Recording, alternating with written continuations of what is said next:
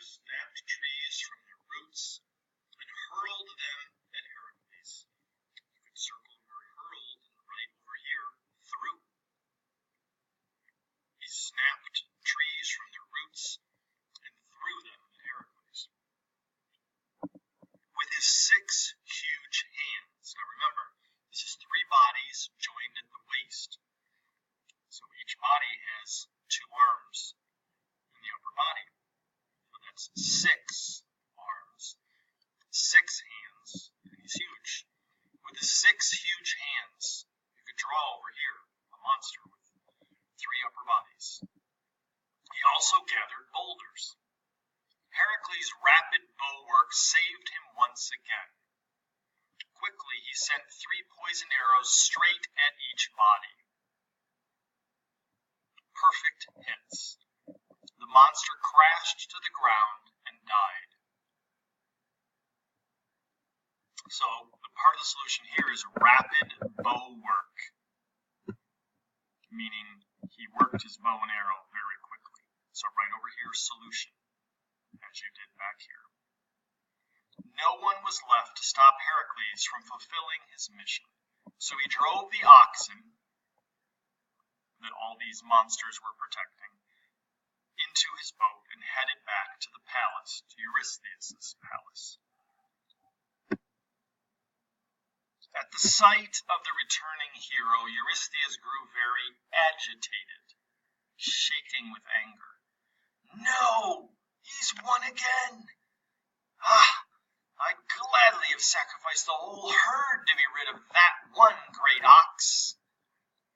There must be something that will finish him off. He moaned.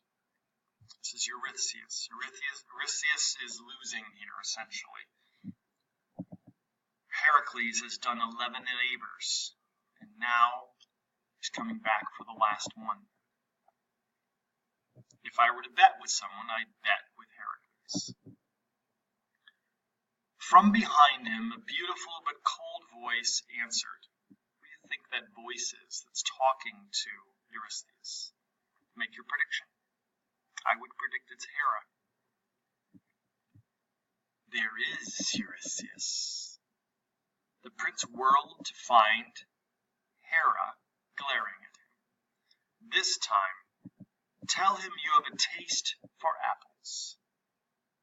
Several minutes later, Eurystheus greeted Heracles with a wicked smile. Maybe you could draw a wicked smile over here. I have your 11th task. Oh, my apologies. I said this was the last one. This is the 11th labor. I have your 11th task ready. You will bring me the golden apples of Hesperides. So over here in the margin, you should have marked the 11th labor, maybe a number 11 or 11th. Golden apples of Hesperides. Heracles gaped. Prince, that is impossible. He finally protested. No one knows where the apples are. Eurystheus chuckled. Heracles thought he heard a woman laughing somewhere, too. Over here in the margin, you could write Hera. Of course, Hera's laughing at Heracles now. We shall see in the end who is laughing, Hera or Heracles. So you wish to defy me, Heracles? You wish to go against my orders? Ah, well, I knew you would fail me. Heracles looked away for a moment. He had already completed 10 impossible tasks. And for a sniveling coward, right here, the sniveling coward, you should write who that is. The sniveling coward is Eurystheus. His name is all over this article. You can look for him right there. Eurystheus. Underline this, you write Eurystheus. He's the sniveling coward. Up here. Well, if a coward thought he could wear out a son of Zeus, this is Heracles saying this. Heracles stepped closer. I won't fail you. I'll return with the apples. And so we're starting the 11th labor. But under his breath, Heracles muttered, "Wherever they may be." He nodded to Eurystheus and left. For all his brave words, the hero felt confused. Where was he to go? Where was he to begin? If you think of it right here, stop for a second. All the other labors up until now, he knew where he needed to go. So he could go, think about it, and take care of the labor. But here, he doesn't know where to go, to even start. All he knew was that the three Hesperides lived in a distant garden. A mighty dragon helped them guard the golden apples. So let's underline some of these problems. Where was he to go? Where to begin? That's a problem. He doesn't even know where to begin.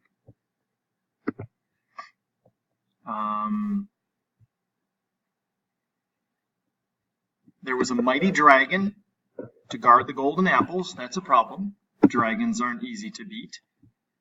That is also a problem. Just going to move this out of the way. Sorry. I'll just begin looking, Heracles decided. So you should label over here that these are the problems. For the 11th labor, the problems. This should be in your chart.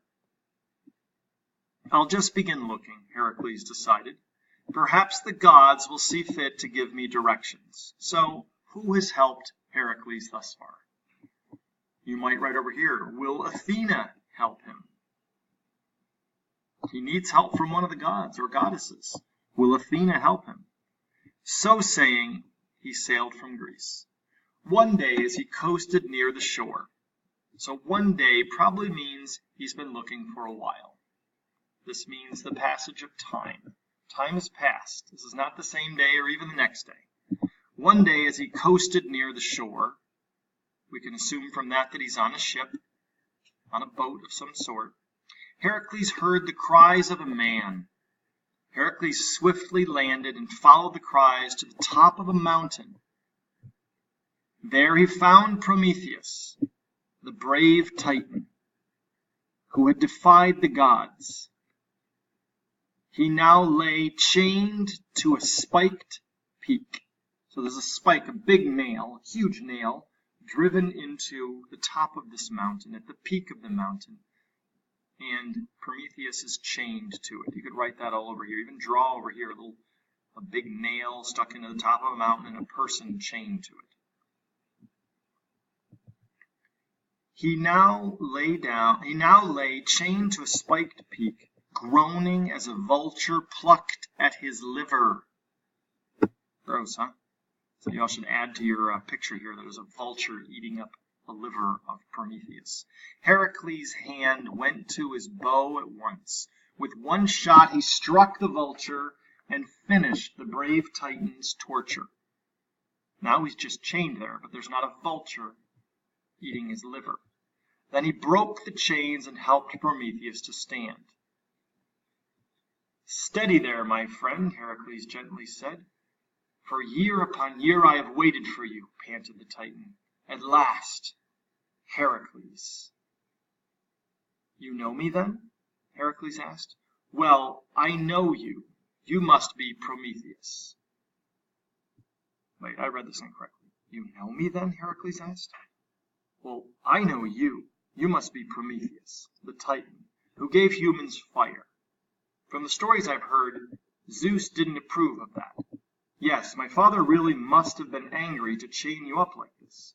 And people think I have a temper. So there's a bit of humor here. Heracles is in this big mess because of his temper. Remember, he killed his music teacher, one of his teachers, and then he killed his whole family with his temper, although Hera had much to do with that. She was a big part of him killing his family. But there's a bit of humor here because Heracles is saying, well, they think I'm angry. Well, what about Zeus? Zeus put you up on the mountaintop here, chained you here like this to be eaten by vultures. So Heracles is laughing at his own joke. I think you've suffered enough, Prometheus. he added. "It's time for you to be free and see how we humans have got on. I'd say we've done quite well. Thanks to you, that is." A quiet, proud smile came to Prometheus's face. Then he searched Heracles' eyes. "But what of the gods? What of Zeus?" "I respect the gods," said Heracles. "Yes, I even fear them. But not even to please the gods will I be a worm. So if the gods don't like it, any of them, they can take up the matter with me." So Heracles is daring the gods. Why? Why is he daring the gods? I think he wants the gods to get involved so he can get one of the gods or goddesses to help him. You should write that over here. He is trying to get the gods and goddesses involved in this situation to help him. Again, Prometheus smiled proudly. "Thank you, Heracles. I knew one day there would come a hero brave enough to challenge the gods. I'm happy to have met him. Now tell me of your travels. I guess that there is a purpose behind your wandering." Heracles explained his mission to Prometheus. Prometheus nodded after Heracles finished. "I may be able to help you, my friend. I suggest you ask my fellow Titan Atlas, since he is the father of Hesperides. He will know where the apples are." Heracles thanked him, and they bid each other farewell. But before Prometheus was out of sight, Heracles shouted after him, "I forgot to ask, where can I find Atlas?" "You can't miss him. He's the great figure to the north, holding up the sky." Just as Prometheus said, Heracles soon found the huge Titan. On his broad shoulders he bore the heavens, so you could draw a person here holding up all the skies. This was his punishment for joining a revolt against the gods. So this Titan fought against the gods. His name is Atlas, which is where we get the word Atlas from, the atlas of the world. This was his punishment for joining a revolt against the gods. Heracles leaned back and stared up at the giant. In his loudest voice he roared his tale in request to Atlas. Atlas's voice boomed back, "I cannot tell you where the golden apples are, yet I may be persuaded to get them for you." "Yes?" Heracles waited. "Yes, in fact, I'll fetch them right now, if you'll take the heavens from my shoulders." So here's Atlas. He's been holding up all the heavens, the skies, the stars, everything. And he's asking Heracles to take it over so that Atlas can tell him. Heracles thought a moment. Then he shouted, "Agreed." So Heracles is agreeing to holding up everything. He's not a Titan. He's a hero. He's not a Titan. Scarcely had Heracles spoken before Atlas bent down. Onto Heracles' broad shoulders he dropped the entire weight of the heavens. Heracles gasped when he felt the great weight. His feet sank in the earth, and he quivered. He shook. A few stars, shaken by his trembling, tumbled from the sky, but Heracles steadied himself and finally mastered the burden. Now free of that terrible weight, Atlas stretched his arms and legs. Then with a grin and a wave, he quickly set off into the forest. So what was Atlas going to do? To find out where these apples are, perhaps, or where the garden is where these apples might be. Soon, because he's the father of the three Hesperides. Soon Atlas reappeared with a basket of the golden apples. Heracles sighed in relief when he saw the Titan. His back had begun to ache. Now here's the problem. Here's another little problem. He needs to solve this. Atlas probably doesn't want to hold all this weight anymore. But Heracles needs the apples, and Heracles needs to get this load off of his back. So there's more of a problem here he has to solve. Get this load off his back and get the apples. Get the load off his back. That's a problem here. Write that and write it in your chart. Atlas stopped a distance away and gazed or looked at Heracles. "You know, Heracles, I can deliver these apples as well as you. Why don't you stay and rest your feet?" Rest his feet, Heracles gulped. He knew Atlas intended to leave and never come back. But Heracles was no more eager to hold up the heavens for all time than Atlas. His knees were already shaking from the strain. Heracles tried to think fast, Thanks for the author